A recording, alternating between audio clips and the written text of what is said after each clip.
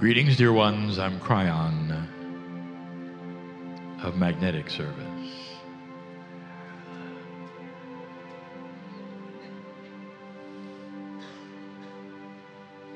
This is what my partner calls the home room.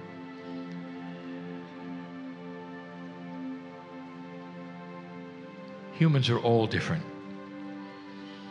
And when it comes to spirituality, as many kinds of humans are the types of spirituality, it's personal. Love is personal. The acceptance of things you cannot see, based upon emotions, is personal. And so in this room, there is no consensus of sameness, where everyone is on board for a certain thing.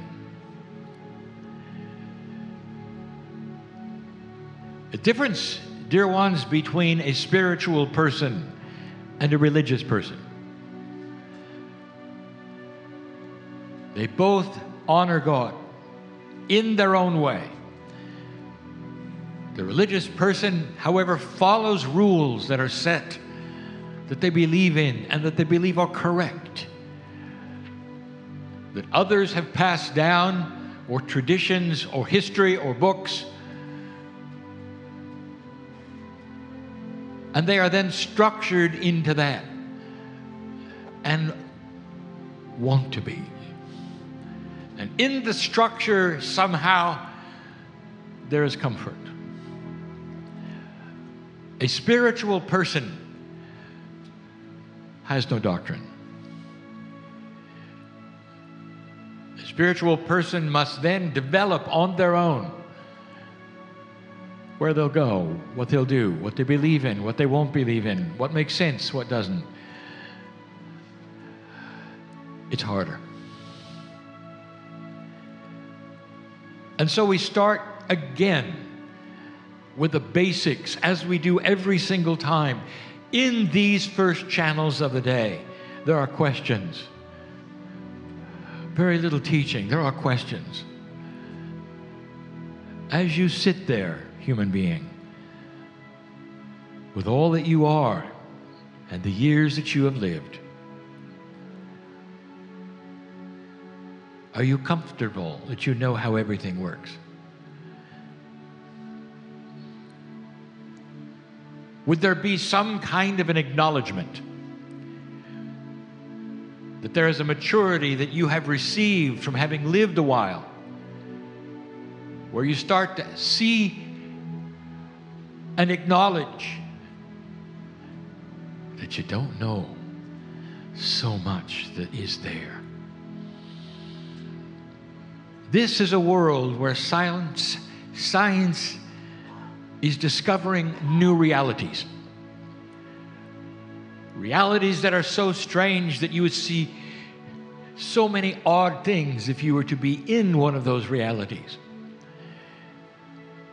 An acknowledgement from science that there is so much more than what we grew up in as humans. You, my partner, the ones before.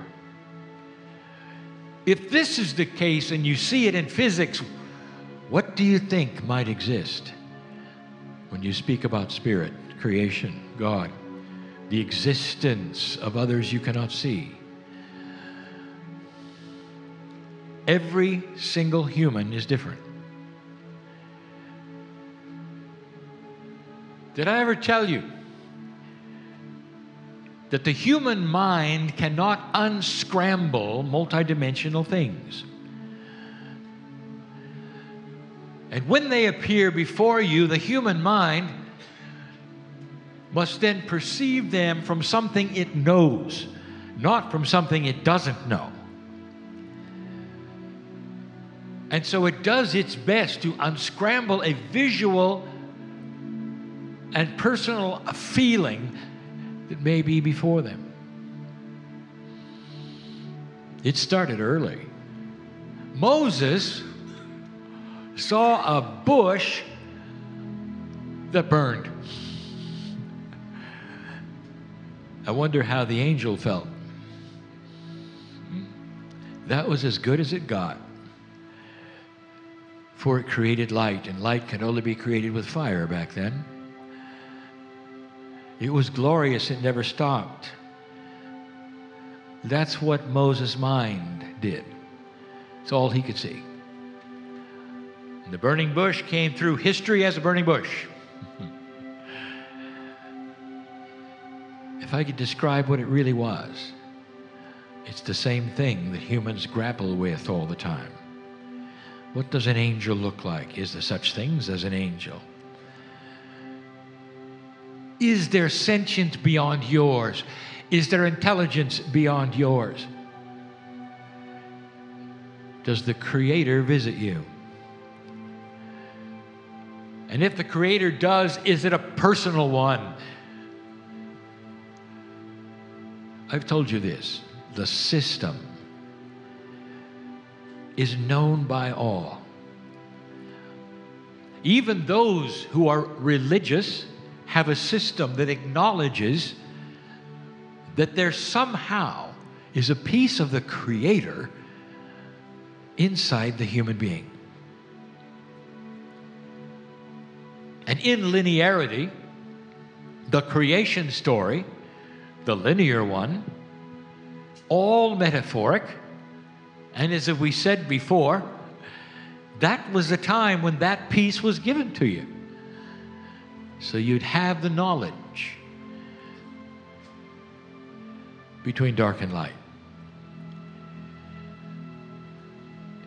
If you're a spiritual person, it goes beyond that. For you're free to see things bigger than you were told.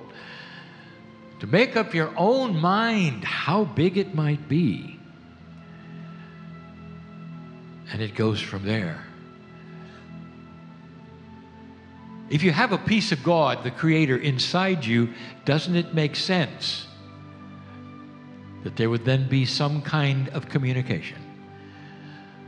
Most people will say yes, and it's called intuition, and they're right. Intuition does not necessarily come from the brain. The synapse is a computer. It does not give you forethought. Intuitive thoughts come from places way beyond that. We have told you. From a part of the brain called the pineal to the heart. But so much is from that field around your DNA. The DNA does more than you think, and we have said this many times. So interesting, is it not, that all your DNA is absolutely identical, and yet it's responsible for all the variance of the human being. It's the blueprint. It creates the cells. And more than that, it stores information and talks to them. I also told you this. It's now been proven that the presence of DNA in an experiment can change the spin of an electron in a quantum field. What that means in simple English, dear ones, is that in order for that to happen, DNA must have a quantum attribute. There has to be something beyond 4 dimensions in your DNA for that to happen in that experiment. Next question. If that is the case, then DNA must be involved in something more than you think. What happens when you get trillions and trillions of molecules of DNA together called a human being? All identical. Is it possible there could be a field developed from the sheer number of identical things that have a quantum attribute? And the answer is the Merkaba. I just combined the esoteric with science. Did you notice? You cannot separate them. In your attempt, you cannot keep God out of the test tube. You cannot keep God out of the physics lab. And they start to intermingle, and they start to show you some of the most spiritual aspects that you've heard all your life. And you never thought they were physics, and they are. Because physics is the way God created things to make them work. If the human Merkaba is created from a field around your DNA, which is only yours and no one else's, that means that field that you have is absolutely unique on the planet. No one has the same field. You'll say, well, wait a minute, identical twins must have the same Merkaba. And we say to you, it would appear they might from the DNA standpoint, but dear ones, there's also interconsciousness, free choice, and that then modifies the field, that makes it even more independent from anyone else's. You are beautiful, independent, spiritual beings, every single one. And the reason I tell you this is because things are changing. I've told you that the magnetic master means something. And up until 2012, we never discussed it, not really. What could that mean? Some thought it was a big joke. It is pretty funny. How many magnetic angels do you know?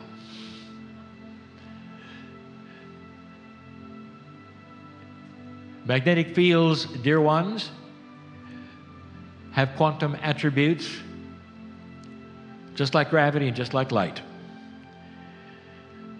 You sit in the magnetic field of the planet with a Merkaba, which is multidimensional. Are you starting to get the picture? One modifies the other, one changes, the other one changes. 28 years ago, I told you I was here to change the magnetic grid. Those of you who've heard these channels before know that it would be easy to find out because the compass will tell you. And in 10 years, the magnetic grid moved more than it had in the last 100. Runway numbers changed because they're compass headings. All over the planet, there was even fear that you were in for a flip of polarity on the planet. It never happened. It's happened in the past. It won't this time. Those changes were to get you ready for what is upon you now. The shift, dear ones, is greater than you think, and it's starting to accelerate. And I'm going to tell you about it tonight.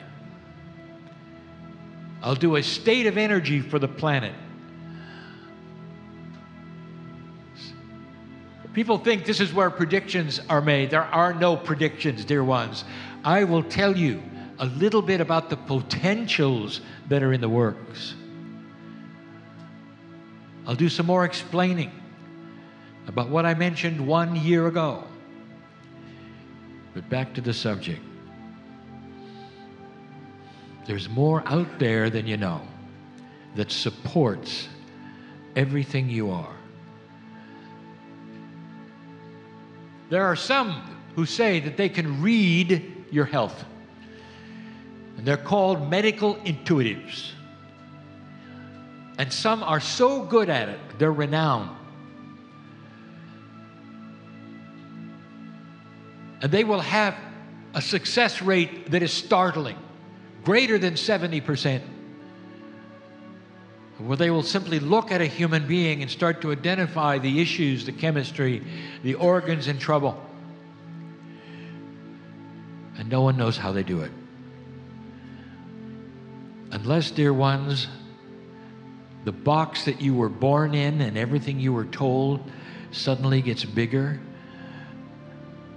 and you can clean off the shelves for new information instead of having a lock that says this is all there is.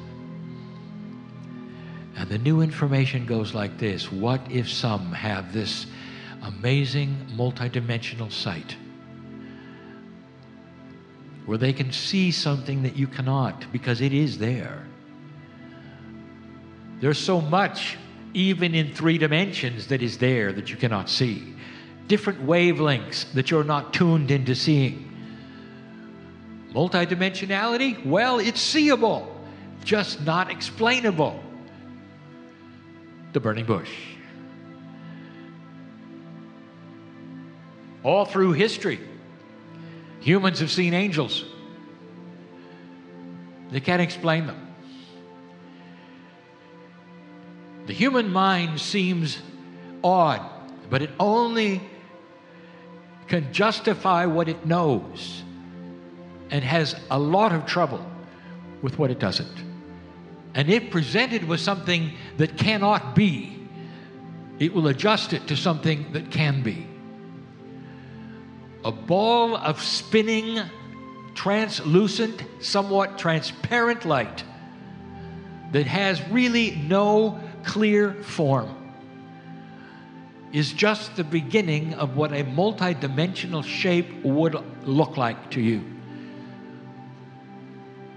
And the odd thing is, this shape, as it twirled around, can go through 3-dimensional matter without any problem. And that is simply good physics, yet to be shown. And that's your angel. And then the angel speaks. Now you have a spinning ball of transparent energy that you can barely see and sense talking to you.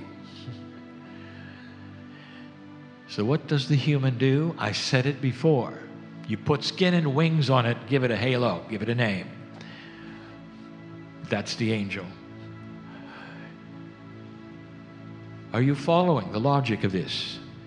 You are not able to understand multidimensional shapes and figures, energy as it comes and goes on this planet. And then do the best you can. In Ireland, where my partner has been twice, he speaks of an anomaly there in the grid, almost like what you call the Bermuda Triangle. The anomaly, for hundreds of years, has allowed for things to be seen that are multidimensional. The Bermuda Triangle is renowned for problems basically with navigation and magnetics. So you can follow the logic. In Ireland, they see little people, fairies, and not just the few. It's practically written into their parliament. They all know about it. They all honor it. Some don't talk about it because it's out of fashion, and yet they're the first ones to consult a fairyologist when their crops don't grow. This is Ireland. This is what they have done with multidimensionality that they cannot figure out or see. Their brain picks a shape, makes it happen. Why am I telling you all of this? Because, dear ones, you are far more than 3D. You may not be able to see what is around you, but boy, is it there. Right now, I'm going to ask you to feel what is around you. Even the most linear of you have to reach a point that says, okay, the box of belief is what I have experienced and what I've been told. That's it. But that's not who I am completely. There are things I was never told because they are unknown, and never experienced because I'm not old enough. And those are the things that I'm asking you to consider. I've said it so many times in these channels, to open the box of belief, to allow things in that are bigger than anything you have been told can exist. To break the paradigm of what you think about everything and let in everything. For I'll tell you right now that the human being is in a very small box. And if you do that, because you are so independent and unique, you each have different experiences. But the experiences will all have something in common. The God in you, whether you believe it or not, for the first time, can communicate with that which is outside. Getting outside your box of belief, outside your bubble of comfort. And if you get there slowly, then the things start happening that we have been talking about. Is it possible to stop your aging? To slow it down? With that which is consciousness alone? Answer, yes. My partner has assembled a team of esoteric scientists coming up for a program, and all they do is measure this effect. For now it is becoming something that can be seen on the charts with the instruments that you're now inventing. Something called coherence in the field, multidimensionality that is measurable through consciousness. If consciousness becomes part of physics, and it is, can you then see how that might affect your chemistry? We've said it before, a review. What is spontaneous remission? Unexplained miracles. That's as good as it gets. You can't do it. It is impossible. No human could ever do it. Therefore, it is a miracle. Dear ones, let's take it from the sky and put it in you. It is the consciousness of belief that has changed, wiped out disease within the human being. The human does it by themselves, with a coherence, with a peace of God inside the human being. That medical intuitive is looking at the Merkaba. That medical intuitive is seeing a multidimensional pattern around you and is able to pick and choose, because the Merkaba is filled with information that someday an instrument will be able to see.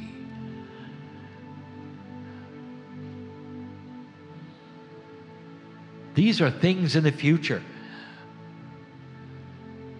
Can you imagine the questions that are going to be asked by science when they can see the Merkaba?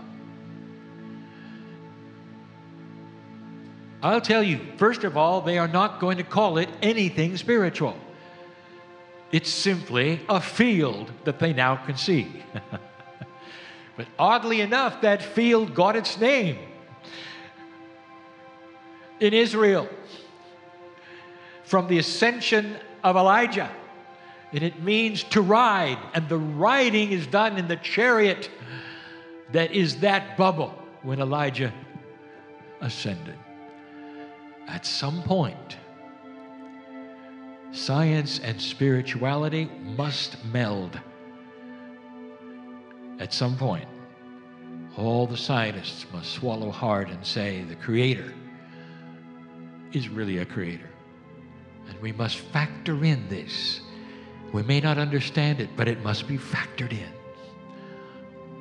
Why you have 23 pairs of chromosomes when everything below you in any chain has 24.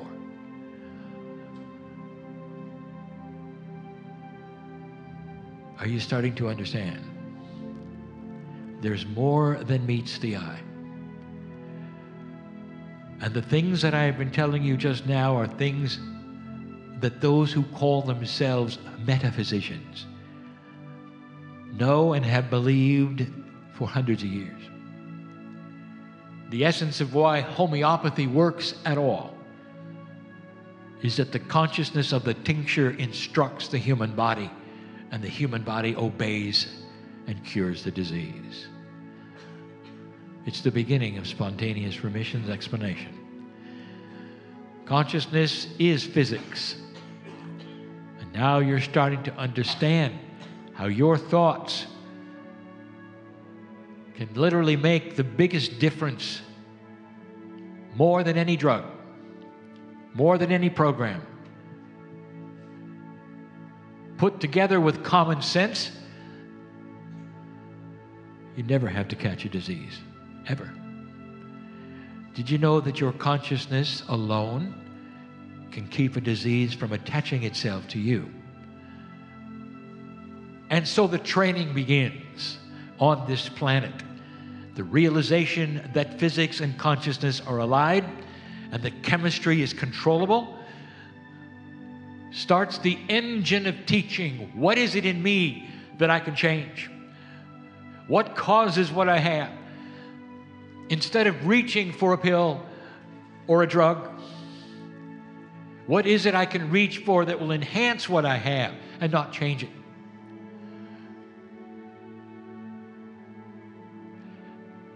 That's why the supplements work, dear ones. Did you understand that they are really homeopathy, a little bigger? These are the things, dear ones, that are changing on the planet. I'm going to tell you more about that tonight, some potentials of what to look for. It is so gradual. It is happening so slowly. But it's happening. Have you seen a burning bush lately? And the answer is some of you see it every day. You know it's around you. You walk out the door, you know there's more than just you walking out the door. Maybe there's an entourage, maybe there's a haze. Like the nucleus of an atom has an electron haze. Maybe you're the nucleus and has a haze of circling, beautiful, multidimensional, burning bushes. You know what I mean. You know what I speak of. The potential of who you are is far grander than anything you learned, been told, or even could imagine. These are the things that are changing humans at the moment. I'll talk more about those changes tonight. But in this little channel, right now, ask yourself, is there something bigger? Am I willing to look at it? When you do this, you're in total control. You always are. Nothing will attach itself to you inappropriately because you are the boss of God inside. I'll be back. Namaste. And so it is.